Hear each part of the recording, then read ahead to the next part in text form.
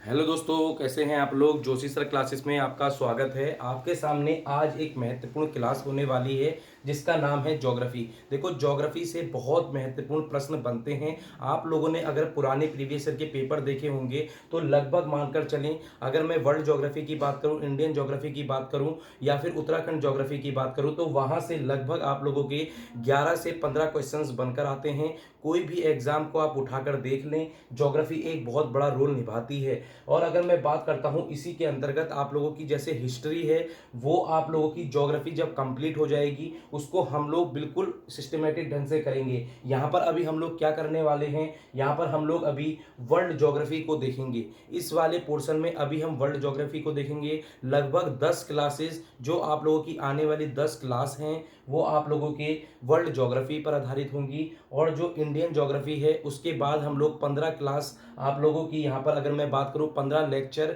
आप लोगों के इंडियन ज्योग्राफी में होंगे। और आप लोगों के ऐसे ही उत्तराखंड के अंतर्गत 10 लेक्चर हम लोग लेंगे। यहाँ पर हम लोग कितने लेंगे, 10 लेंगे, इस वाले में 15 लेंगे और इस वाले में 10 लेंगे। टोटल मिला के आप लोगों के पास 35 लेक्चर होंगे जो ज्योग्राफी के होंगे। इन 35 लेक्चर में सिर्फ इंपॉर्टेंट तथ्यों पर ही हम जोड़ देंगे। कुछ चीज़ें मैं आप लोगों को, जैसे हमारे पास बुक्स हैं उन पर आधारित मैं चीज़ें आप लोगों को यहाँ पर शेयर कर दूंगा। वैसे ही करके आप लोगों के लिए इंपॉर्टेंट हो जाएगा। अगर मैं बात करता हूँ हिस्ट्री की, जैसे ही ये कंप्लीट होगा, यानी जैसे ही 35 दिन आप लोगों के ये कंप्लीट हो जाएंगे, उसके बाद हम वर्ल्ड हिस्ट्री को, इंडियन हिस्ट्री को और उत्तराखंड हिस्ट्री को कंप्लीट कर रहे होंगे। और कल का दिन जैसे शनिवार है तो शनिवार में हम पॉलिटी करते हैं। और पॉलिटी के अंतर्गत आप लोगों के लिए उत्तराखंड के अंतर्गत जो जो चीज़ें आप लोगों की राज्य के अंतर्गत जितने आर्टिकल आते हैं और या फिर आपके केंद्र के अंतर्गत जितने भी आर्टिकल आते हैं उनके बीच अगर मैं बात करता हूँ, राज्य और केंद्र के बीच सत्यों का बंटवारा, ये सब आप लोगों के लिए कल देखने को मिलने वाला है। ये आज फ्राइडे की क्लास है। फ्राइडे में डेली आप लोगों के लिए ज्योग्राफी आएगी। जैसे ही ज्योग्राफी कंप्लीट होगी वैसे ही उसके अगले दिन फ्राइडे को ही आप लोगों की हिस्ट्री की क्लास शुरू होने लगेगी। देखो, आप लोगों के लिए सिस्टमेटिक ढंग से हम पढ़ा रहे हैं। मंडे ट्यूसडे वेडनेसडे आप लोगों के लिए मैथ की क्लास होती है।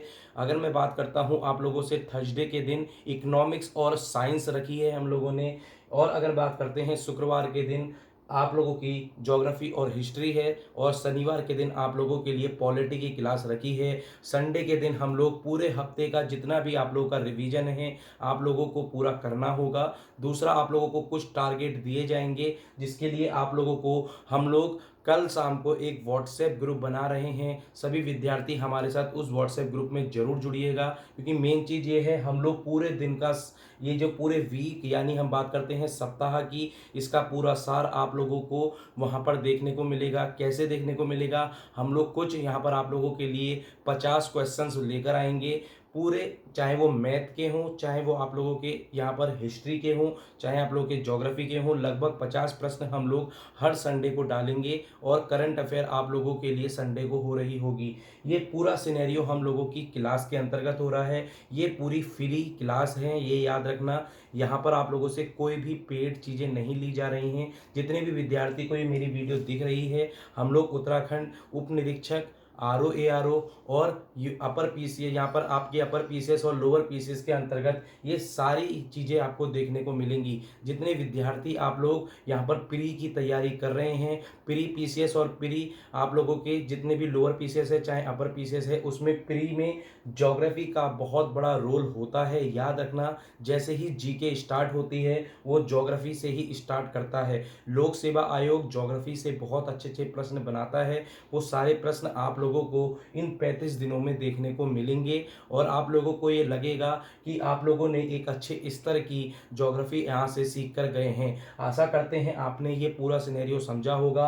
अब हम वर्ल्ड ज्योग्राफी की ओर चलते हैं। वर्ल्ड ज्योग्राफी में क्या क्या चीज़ें हैं उनको हम अच्छे से यहाँ पर कवर करते हैं, जो आपके लिए बहुत ज़्यादा इम्पोर्टेंट हो जाएगा। ठीक है, इसको आगे चलते हैं। अगर मैं आपसे बात करता हूं वर्ल्ड ज्योग्राफी है क्या, देखो वर्ल्ड ज्योग्राफी के अंतर्गत आप लोगों को यहाँ पर तीन चीज़ों को पढ़ना बहुत ज़्यादा ज़रूरी है। देखो, अगर मैं ज्योग्राफी को लेकर चलता हूँ तो ज्योग्राफी अपने आप में 5 भागों में बटी है, जिसमें से आपको ह्यूमन ज्योग्राफी नहीं पढ़नी है। ह्यूमन ज्योग्राफी आप लोगों से ये मानकर चलें बहुत दूर की चीज़ है, तो ह्यूमन ज्योग्राफी से हमारा कोई नाता नहीं है। तो हमारे हो गए हैं 4 भाग। हमें 4 भाग कैसे करने हैं, इसको मैं अभी पूरा अच्छे से आप लोगों के सामने समझाने की कोशिश करूँगा। ध्यान से देखें, ज्योग्राफी की जो आप लोगों की ब्रांच होती है, मैं अभी बात कर रहा हूँ सिर्फ ज्योग्राफी की। इसमें अभी वर्ल्ड ज्योग्राफी, इंडियन ज्योग्राफी कुछ नहीं छुपी है। यहाँ पर सिर्फ अभी ज्योग्राफी की बात चल रही है। सिर्फ ये ध्यान से सुनना, ज्योग्राफी के अंतर्गत आप लोगों के सामने सबसे पहले जो आता है वो आता है आप लोगों का कॉस्मोलॉजी। याद रखना, कॉस्मोलॉजी जो आप लोगों के अंतर्गत यहाँ पर ब्रह्मांड, याद रखना, ब्रह्मांड का जितना भी हम लोग यहाँ पर ज्ञान करेंगे, यदि मैं इसके अंतर्गत बात कर लूँ, इसके अंतर्गत आप लोग जितने भी ग्रहों के बारे में पढ़ोगे, ठीक है, यहाँ पर सूर्य के बारे में पढ़ेंगे। यदि मैं बात करता हूँ, इसी के अंतर्गत आप लोगों के उपग्रह आ जाएंगे, और जितने भी महत्वपूर्ण इसके अंतर्गत चीज़ें होती हैं वो सारी हम यहाँ पर कवर कर रहे होंगे, क्योंकि यहाँ से लगभग आपके 1 या 2 प्रश्न बन जाते हैं और ये आपके लिए बहुत ज़्यादा इम्पोर्टेंट हो जाएगा। ये इसको हम बिल्कुल स्टार्ट कर रहे होंगे। उसके बाद आपकी दूसरी हो जाती है, वो आपकी होती है यहाँ पर जलवायु विज्ञान। याद रखना, जलवायु विज्ञान आपके लिए बहुत ज़्यादा ज़रूरी है। यहाँ से भी प्रश्न बनते हैं। क्लाइमेटोलॉजी आपके लिए इतनी इम्पोर्टेंट है, ये मानकर चलें, क्योंकि इसके अंतर्गत आप लोग वायुमंडल के बारे में भी पढ़ेंगे।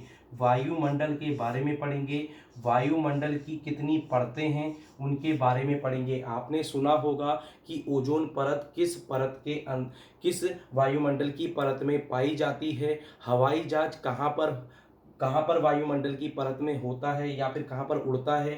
यदि मैं आपसे बात करता हूँ, मौसमी घटनाएं कौन से वायुमंडल की परत पर होती हैं, ये सारी की सारी हम इसके अंतर्गत पढ़ेंगे। आप इसको अच्छे से समझे होंगे। इसके बाद आप लोगों के यहाँ पर यदि मैं बात करता हूँ तो आप लोगों के यहाँ पर अर्थ अर्थ के बारे में आपको देखने को मिलेगा। जो आपका चौथा चैप्टर होता है, यहाँ पर सॉरी तीसरा चैप्टर होता है, वो होता है अर्थ। अर्थ के अंतर्गत आप लोग क्या पढ़ेंगे, ध्यान से सुनना। इसके अंतर्गत आप लोग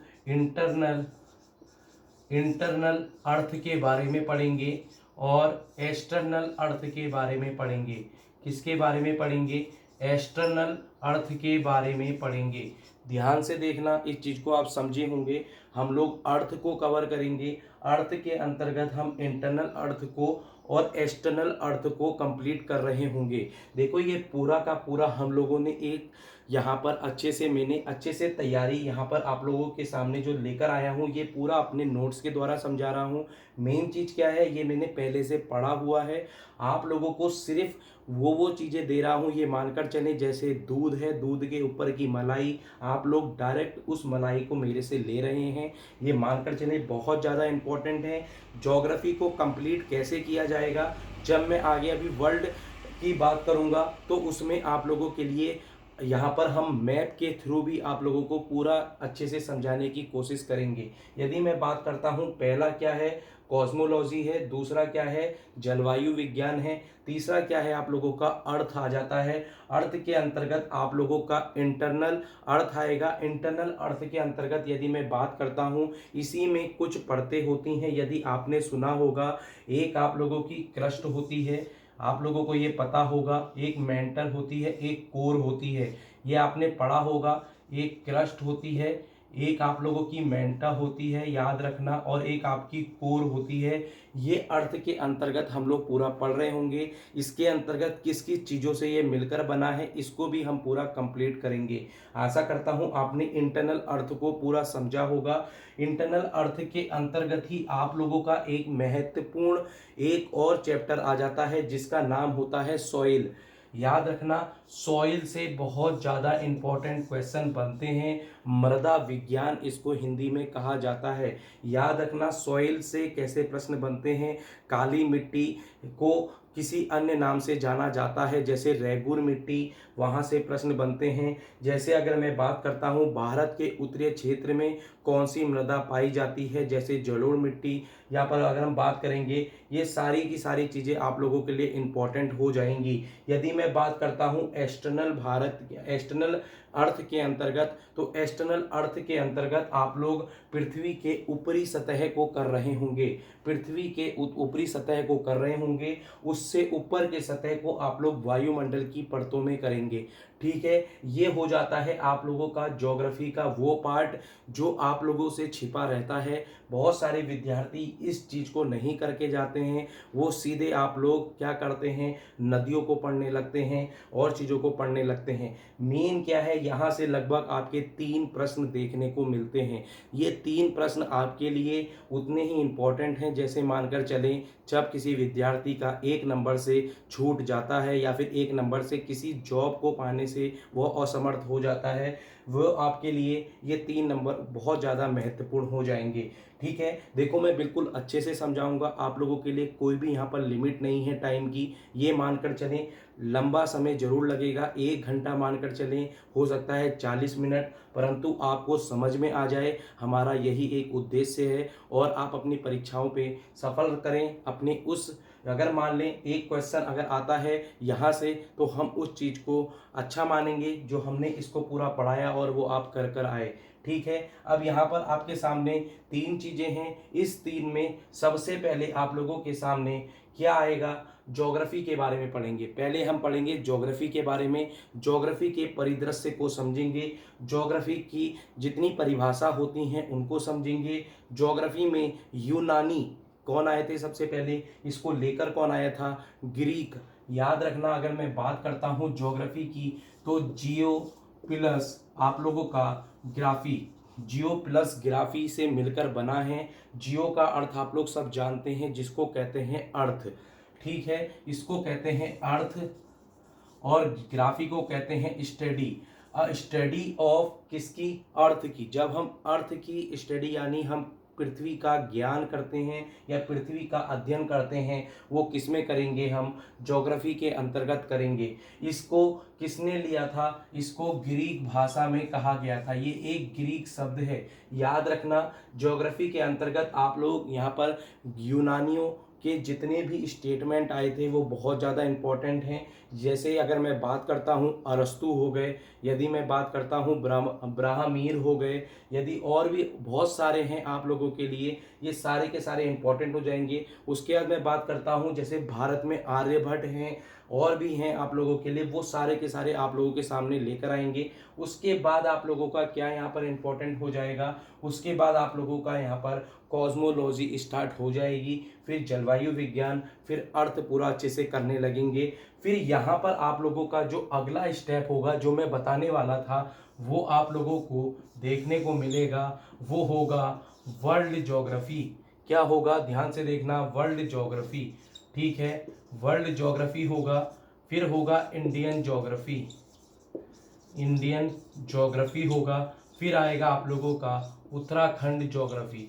आशा करता हूँ आप इसको समझे होंगे। ये 3 करवाने से पहले लगभग 2 क्लास के अंदर मैं इन तीनों को ख़त्म कर दूंगा 2 क्लास के अंदर। फिर उसके बाद हम लोग वर्ल्ड ज्योग्राफी को कंप्लीट कर रहे होंगे। कोई भी टॉपिक आपका नहीं छूटेगा, ये मेरा आपसे वादा है। जितना भी इम्पोर्टेंट चीज़ें होंगी वो मैं आपको पूरी कंप्लीट कराने की कोशिश करूँगा। ज्योग्राफी एक बहुत बड़ा सब्जेक्ट है, परंतु उसको सही से पढ़ा जाए तो हमारे अच्छे नंबर उसमें लाए जा सकते हैं। ठीक है, ये आपका पूरा का पूरा सिनेरियो है। हम इस बेसिस पर आपका भूगोल कंप्लीट कराएंगे। एक बार इसका आप स्क्रीनशॉट खींच सकते हैं। मैं फिर बताऊंगा, पहले कॉस्मोलॉजी में हम लोग ब्रह्मांड के स्टडी को अच्छे से समझते हैं, जिसमें हम ग्रहों के बारे में पढ़ेंगे, ग्रहों के चारों ओर यहाँ पर आप लोगों के उपग्रहों के बारे में पढ़ेंगे, और ग्रह किसके चारों ओर घूम रहा है, सूर्य के चारों ओर, तो हम सूर्य को पढ़ेंगे। हमारे जो पास में जो आकाश गंगा है, यदि मैं बात करता हूँ हमारी जो आकाश गंगा है उसके बारे में पढ़ेंगे। ये सारा ब्रह्मांड का ज्ञान करने के बाद हम जलवायु विज्ञान की ओर चल रहे होंगे, जिसमें हम वायुमंडल की परतों को पढ़ेंगे। वायुमंडल के अंतर्गत लगभग कितने प्रकार की यहाँ पर गैसें पाई जाती हैं, सबसे ज़्यादा आप लोगों के लिए क्या इम्पोर्टेंट हो जाएगा ये मैं बता दूंगा। दूसरा, आप लोगों के लिए यहाँ पर सबसे ज़्यादा क्या इम्पोर्टेंट है, कौन कौन सी गैसें हैं, उनके बारे में मैं आपको अच्छे से पूरा उस टाइम करवाऊंगा जब ये जलवायु विज्ञान कर रहे होंगे। अगला आपका अर्थ का आता है। अर्थ के अंतर्गत आप लोग इंटरनल अर्थ पढ़ेंगे और एक एक्सटर्नल अर्थ पढ़ेंगे। इंटरनल अर्थ में आप लोगों क्रस्ट के बारे में पढ़ेंगे, मेंटल के बारे में पढ़ेंगे, कोर के बारे में पढ़ेंगे। उसके बाद आप लोग इंटरनल अर्थ में ही सॉइल के बारे में पढ़ेंगे। ठीक है। एक्सटर्नल अर्थ में आप लोग इसके ऊपरी सतह या ऊपरी परपटी में पाए जाने वाले जितने भी आप लोगों के, जैसे मैं खनिज के बारे में बात करता हूँ, खनिज जितने भी आप लोगों के खनिज हो जाएंगे वो एक्सटर्नल अर्थ के अंतर्गत आएंगे। ये सारे के सारे आपके लिए बहुत ज़्यादा इम्पॉर्टेंट हैं। यदि मैं बात करता हूँ वर्ल्ड ज्योग्राफी में, फिर उसके बाद हम वर्ल्ड ज्योग्राफी की ओर चलेंगे, फिर इंडियन ज्योग्राफी की ओर, फिर उत्तराखंड ज्योग्राफी को कंप्लीट कर देंगे। ये पूरा सिनेरियो हमारा लगभग मानकर चलें 30 से 40 लेक्चरों में पूरा कंप्लीट करने की कोशिश करेंगे। देखो, मैं अपनी तरफ से पूरी कराने की कोशिश करूँगा। इसके बाद आप लोगों को क्या करना है, कोई भी एक अच्छी सी किताब, चाहे वो एनसीईआरटी की हो या किसी भी ऐसी चीज़ की हो जिससे आपका बेसिक क्लियर हो जाए। याद रखना, कोई भी परीक्षा आप लोगों से बेसिक से ज़्यादा नहीं पूछी जाती। यही एक इम्पॉर्टेंट चीज़ है, इस चीज़ को आप समझे होंगे। ये किसी भी परीक्षा के लिए है, उत्तराखंड एसआई हो, उत्तराखंड आरओ एआरओ हो, चाहे ग्रुप सी का कोई भी पेपर हो, इससे बाहर आपको देखने को नहीं मिलेगा। मैं आपको उस एग्ज़ाम के जो प्रश्न आएंगे उसके टच तक आप लोगों को ज़रूर ले जाऊंगा, पर आपको वहाँ पर सॉल्व खुद करना है। ये आप लोग इस चीज़ को समझें। ठीक है, आगे चलते हैं। ध्यान से आप थोड़ा सा पढ़ लेते हैं ज्योग्राफी के बारे में। ठीक है, ज्योग्राफी के बारे में ढंग से पढ़ लेते हैं। ज्योग्राफी होती क्या है, ज्योग्राफी के बारे में अच्छे से समझ लेंगे। यहाँ से बहुत ज़्यादा चीज़ें पूछी जाती हैं आप लोगों से। अब यहाँ पर आप ध्यान से देख रहे होंगे, जो आपको ढंग से देखना है। हम लोगों ने बात करी है यहाँ पर ज्योग्राफी की, तो ज्योग्राफी के अंतर्गत आप लोगों का आता है परिदृश्य। परिदृश्य में यहाँ पर आप लोग क्या क्या सीखेंगे, ध्यान से देखें। ज्योग्राफी के हम लोग कैसे करके उसको भागों में यहाँ पर हम लोगों ने बांटा था, वो हमने पहले बता दिया। ज्योग्राफी शब्द की उत्पत्ति कैसे होती है इसको हम लोग यहाँ पर समझेंगे। ज्योग्राफी में जो जियो है उसको पृथ्वी कहते हैं, और आपका ग्राफी उसका मतलब होता है अध्ययन, यानी ज्योग्राफी यानी पृथ्वी का अध्ययन। अब पृथ्वी के अंतर्गत क्या क्या चीजें हो जाएंगी उसको हम ध्यान से देखेंगे। यहाँ पर लिखा है मनुष्य के निवास। मनुष्य के निवास में यहाँ पर जो पृथ्वी है यानी मनुष्य के बारे में पढ़ेंगे। यहाँ पर जितनी भी चीजें हैं उससे रिलेटेड, यदि वो कृषि कर रहा है यानी वो एग्रीकल्चर कर रहा है, यानी वो उस एग्रीकल्चर से कुछ भी चीजें करता है, वो सारी चीजें इसके अंतर्गत आएंगी। यदि मैं बात करूंगा इसके अंतर्गत, तो आप लोगों के लिए कृषि बहुत ज़्यादा इम्पोर्टेंट हो जाएगी। यदि मैं बात करता हूं इसी के अंतर्गत, तो आप लोगों के जितनी भी फसलें होती हैं वो आप लोगों की इसके अंतर्गत आ जाएंगी। वो सारे इन चीज़ों का अध्ययन यहाँ पर करते हैं। पृथ्वी के प्राकृतिक संपदा, पृथ्वी की प्राकृतिक संपदा का भी अध्ययन हम लोग ज्योग्राफी के अंतर्गत करते हैं। ये भी यानी जो आपका ज्योग्राफी है इसमें जो पृथ्वी है, पृथ्वी के अंतर्गत ये तीन चीज़ें आती हैं। पृथ्वी की प्राकृतिक संपदा, यदि मैं बात करता हूँ, चाहे वो आप लोगों के पर्वत हो गए, चाहे वो आप लोगों की नदियाँ हो गई, चाहे वो आप लोगों के, अगर मैं बात करता हूँ इसी के अंतर्गत जितने भी पेड़ पौधे हैं, जितनी भी टेम्परेचर, ये सारी चीज़ें हैं, सब इसके अंतर्गत हम लोग देख रहे होंगे। चाहे वो जलवायु हो, ये भी आप लोगों के इसके अंतर्गत आएगी। पृथ्वी की आंतरिक संरचना और बाह्य संरचना इसके अंतर्गत आएगी। इससे पहले मैंने आपको थोड़ा सा इसके बारे में समझा दिया था। ये पूरे की पूरी जब हम चीज़ें अध्ययन करते हैं, इसी को ज्योग्राफी कहते हैं। आप इस चीज़ को अच्छे से समझे होंगे। अब मैं इसको थोड़ा सा आगे लेकर चलता हूँ, जो आपके लिए बहुत ज़्यादा इम्पोर्टेंट हो जाएगा, क्योंकि आप थोड़ा ध्यान से देखेंगे। यहाँ पर जो मैंने आपको बता दिया, पहला हमारा यहाँ पर कंप्लीट हो गया। ज्योग्राफी कैसे कैसे शब्दों से मिलकर बना है। पृथ्वी यानी जियो का मतलब होता है पृथ्वी, ग्राफी का मतलब होता है अध्ययन। पृथ्वी में हमें किस चीज़ों का अध्ययन करना है, मनुष्य के निवास के लिए जो जो चीज़ें ज़रूरत हैं, जैसे कृषि हो गई, यहाँ पर उनके द्वारा उत्पन्न फसलें हो गई, फसलों में क्या क्या चीज़ें हैं, जैसे दालें हो गई, जैसे अब इसको अगर मैं बात करता हूँ, इसके अंतर्गत जितनी भी चीज़ें और एक्स्ट्रा हो जाएंगी वो भी आपके इसके अंतर्गत आती हैं। पृथ्वी की प्राकृतिक संपदा के अंतर्गत पेट्रोल, जितने भी डीजल हैं, जितने भी आप लोगों के वृक्ष हैं, जितने भी आप लोगों की जैसे समुद्र हैं, पर्वत हैं, आप लोगों की चोटियां हैं, जैसे झीलें हैं, वो सारी इसके अंतर्गत आ रही होंगी। पृथ्वी की आंतरिक संरचना ये भी मैंने आपको अच्छे से करवा दिया। ठीक है, अब मैं इसको मिटा देता हूँ। यदि मैं आपसे बात करता हूं ज्योग्राफी के अंतर्गत यूनानियों का क्या योगदान था, बहुत ज़्यादा इंपॉर्टेंट है। जैसा मैंने आपसे कहा, इसके अंतर्गत क्या क्या चीज़ें हैं, तो इसमें आप लोगों का एक जो ज़्यादा इंपॉर्टेंट हो जाएगा उसको कहते हैं हिकेटिस। याद रखना, हिकेटियस आप लोगों के लिए इंपॉर्टेंट हो जाएंगे, क्योंकि इन्होंने भूगोल का पहली बार जो यहाँ पर शब्द का प्रयोग किया है, यानी ज्योग्राफी का प्रयोग किन्होंने किया, हिकेटियस यहाँ पर यूनानी थे, उन्होंने किया था। इस चीज़ को आप लोग देख लेना, बहुत बार प्रश्न बन जाता है। उसके बाद आता है आपका इरेटास्थनीज। याद रखना, इरेटास्थनीज आप लोगों के लिए बहुत ज़्यादा इंपॉर्टेंट हो जाएगा, क्योंकि इसमें आप लोग पृथ्वी की परिधि का मापन इनके द्वारा दिया गया था, इन्हीं के द्वारा पृथ्वी का मापन दिया गया था। इरेस्टनीज द्वारा पृथ्वी का मापन दिया गया था, इन्हीं के द्वारा ज्योग्राफिका के बारे में भी बताया गया था। ठीक है, हिकेटियस के द्वारा एक पुस्तक आई थी जस पीरियडियस। याद रखना, इसमें इन्होंने भूगोल का नाम पहली बार दिया गया था। ये महत्वपूर्ण चीज़ें हैं जो सारी करवा रहा हूँ, क्योंकि ये चीज़ें बन जाती हैं। उसके बाद आपका आता है अरस्तु। याद रखना, अरस्तु के द्वारा पृथ्वी के आकार का पता लगा था। पृथ्वी का आकार यानी एक जो आपका आकार है, ये आपका संतरे नुमा, या फिर इसको कह सकते हैं गोलाब के आकार का है। गोल नहीं है, संतरे के आकार का है, इसको स्फेरिकल के रूप में कह सकते हैं। ठीक है, ये अरस्तु द्वारा कहा गया था। टोल्मी के द्वारा क्या कहा गया था, इनके द्वारा मानचित्र कला, जिसको कार्टोग्राफी कहते हैं, ध्यान से सुनना, टोल्मी के द्वारा कार्टोग्राफी आई थी। याद रखना, कार्टोग्राफी की जब भी बात करेंगे, मानचित्र कला, तो टोल्मी के द्वारा लाई गई थी। उसके बाद आप लोगों के सामने यहाँ पर जो बहुत ज़्यादा इम्पोर्टेंट है उसको अभी मैं दिखा देता हूँ आप लोगों को।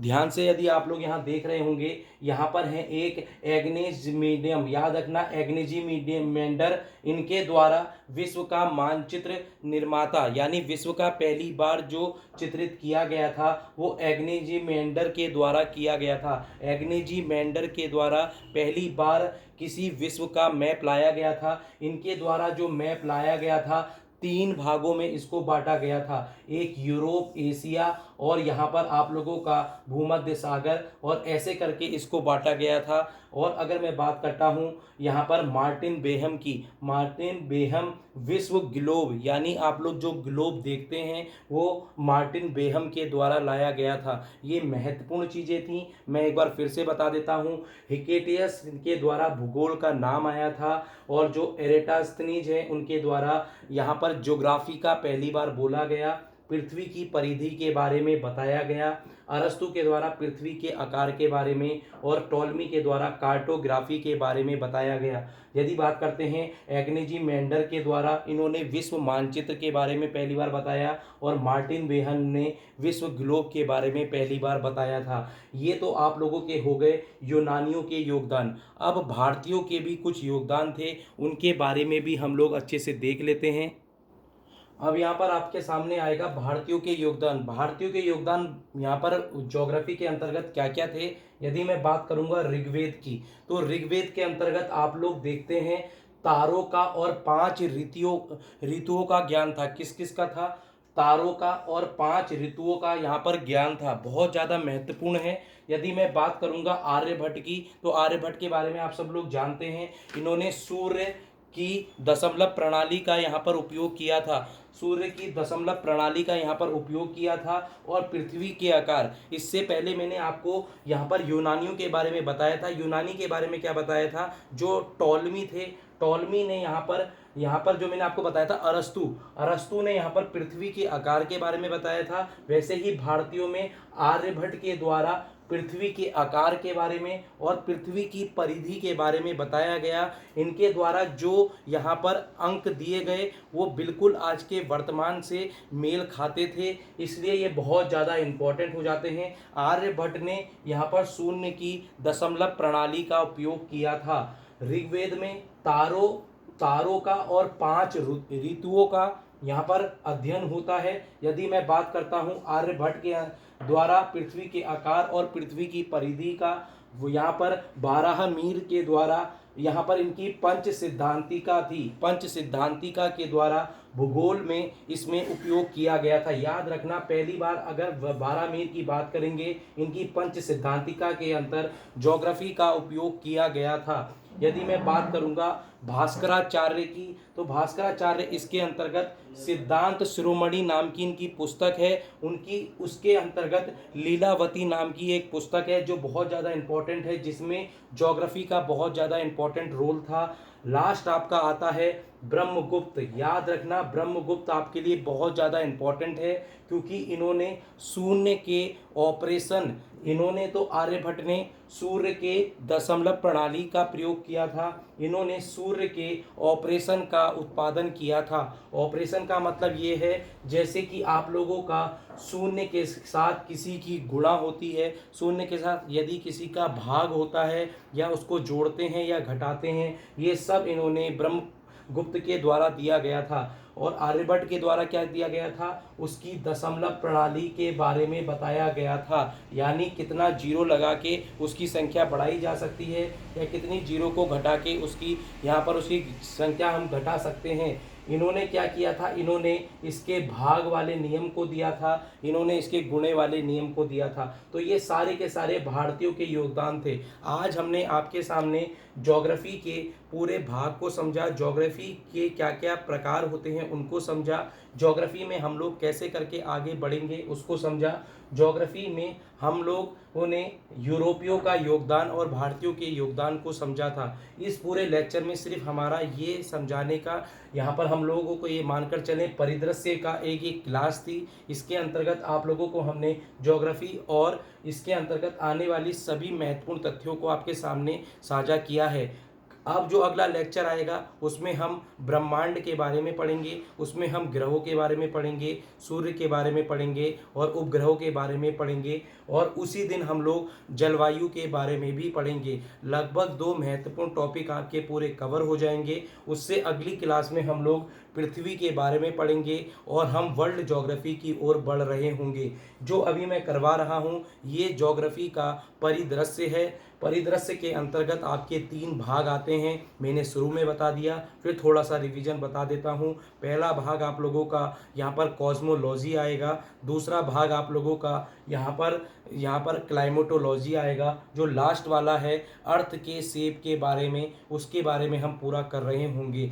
ये पूरा करने के बाद आपकी वर्ल्ड ज्योग्राफी स्टार्ट हो जाएगी। वर्ल्ड ज्योग्राफी में हम लोग सबसे पहले हम पूरे पृथ्वी के जितने भी महाद्वीप हैं उनके बारे में अच्छे से जानकारी ले रहे होंगे। देखो ऐसे ही करके आपको बिल्कुल धीरे धीरे करके मैं पूरी ज्योग्राफी कंप्लीट करा दूंगा। यदि आपको हमारी वीडियो कैसी लगी कमेंट में ज़रूर बताना, अच्छी लगी हो तब भी बताना, बुरी लगी हो या आप लोगों को जैसा भी लगा हो आप उसे कमेंट ज़रूर करना। यदि आप लोगों को सही लगा हो तो इसे लाइक और सब्सक्राइब जरूर करें। मिलते हैं हम दूसरी क्लास में। Thank you, tata, good bye.